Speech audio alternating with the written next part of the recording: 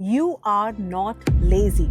And I need you to hear that before anything else. You have finished hard things. You have met deadlines when the pressure was high. You have shown up for other people and you have been disciplined when it mattered to someone else. So why, the moment a task is yours, the thing you actually want, the thing that would change your life, do you suddenly freeze?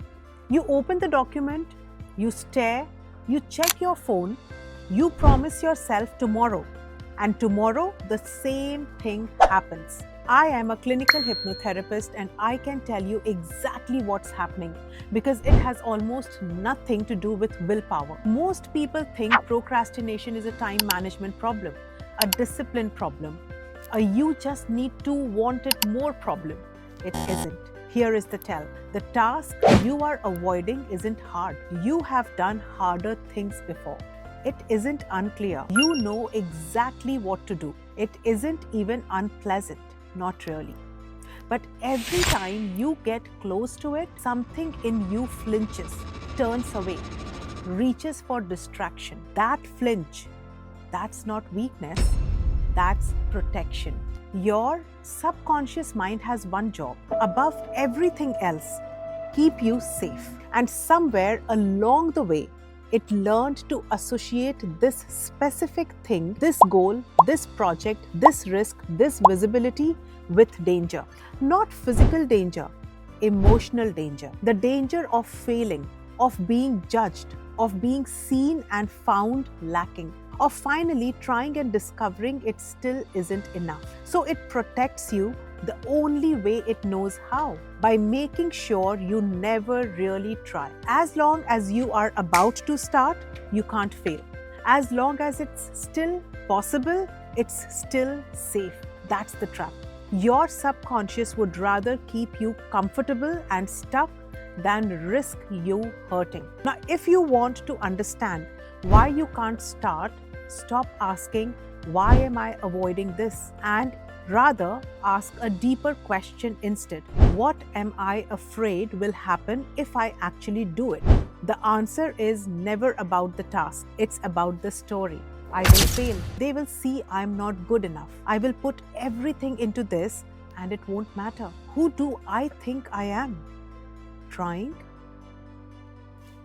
Where did that story come from? Not from the task, from years ago, from the parent who expected perfection, the teacher who compared you, the first time you really wanted something and it didn't happen, and you decided quietly, without ever saying it out loud, that wanting things was dangerous. That decision became a program. It's been running silently ever since. So here is the truth nobody tells you about procrastination. You are not avoiding the work. You are avoiding the feeling the work triggers. And until you address the feeling, not with discipline, but at the level where the program was installed, no productivity hack will save you. You will just keep finding new, more sophisticated ways to avoid. Now, this is why willpower always loses this fight. Willpower lives in your conscious mind, the 5%. Remember? It's a limited resource. It's strongest in the morning, and it collapses under stress. And it's no match for a survival program that's been running for decades. So when you push yourself toward the thing your subconscious believes is dangerous, your subconscious doesn't argue with you. It just redirects you quietly and automatically. Suddenly, you are tired. Suddenly, the kitchen needs cleaning. Suddenly, you have to check one more email.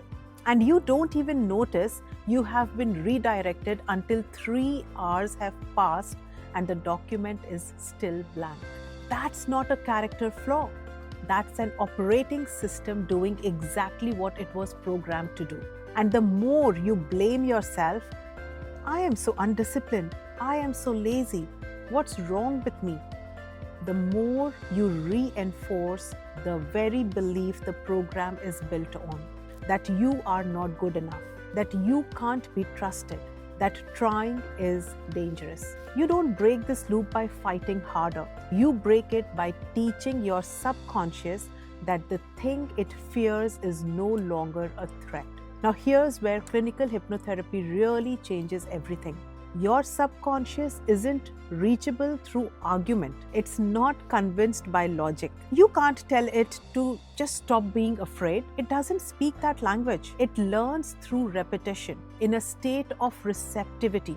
When the body is calm, when the critical defensive mind softens, as it does naturally before sleep, in deep relaxation, or in a therapeutic trance, in that state, you can do what willpower never could: update the program. Not stop procrastinating. That's a demand. That's more pressure. Instead, show the subconscious that starting is safe, that effort doesn't end in annihilation, that you can want something, try for it, and survive the outcome, whatever it is. And this is exactly what the mental gym is built to do.